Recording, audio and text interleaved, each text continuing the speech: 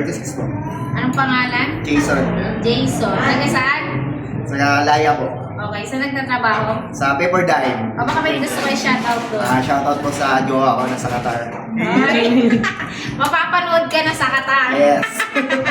Okay, pag nanalo siya, magkakaroon siya ng 1,000. At pag natalo naman siya, magkakaroon ng 5 kilos na bigas. Plus, busog pa siya, okay? Ready ka na ba? Ready na. Baka gusto mo batiin yung sa Qatar.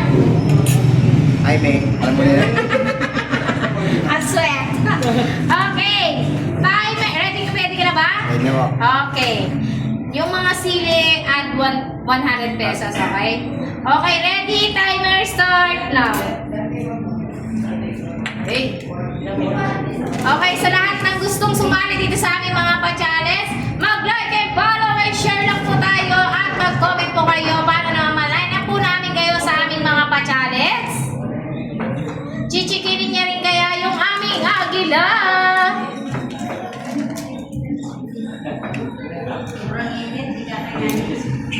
Bayan?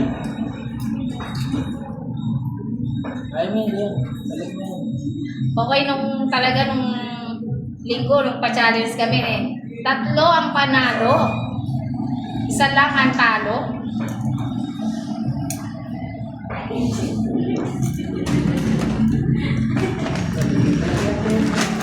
Okay, ulitin ko sa lahat ng gusto mo challenge dito sa aming mga pa-challenge.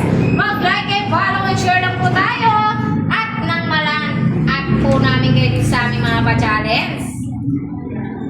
Okay, last 1 minute and 57 seconds.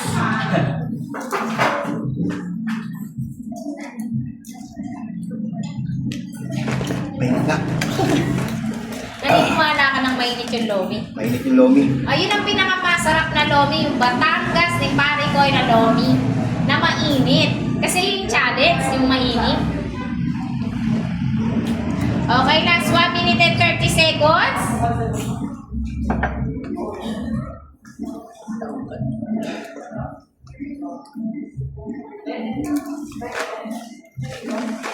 Okay, last 1 minute and 17 seconds. Chichikinin niya kaya yung aming agila?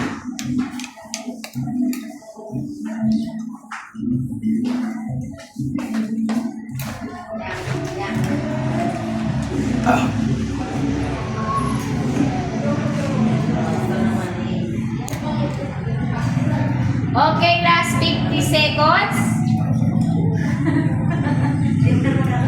Ulitin ko, pag nanalo siya, magkakaroon siya ng 1,000 pesos. At pag natalo naman siya, magkakaroon siya ng 5 kilos na bigas.